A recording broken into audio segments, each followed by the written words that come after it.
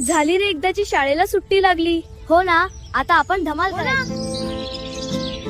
गरीब घरात शिकणं म्हणजे प्रत्येक गोष्टीची जपणूक करावी लागायची. पप्पू, काय करतोयस बाळा?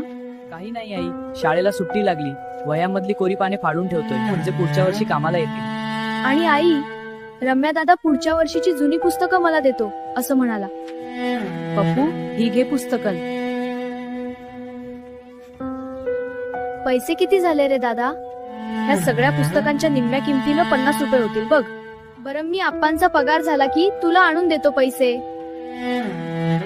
लहानपणीच्या त्या साध्या दिवसांत जुन्या पुस्तकांतूनच अनेक मुलांची स्वप्न पुढे चालत राहायची. अशा कठीण परिस्थितीतून गेलेली अनेक मुलं आज मोठी स्वप्न पूर्ण करून मोठ्या मोठ्या पदावर काम करत आहेत.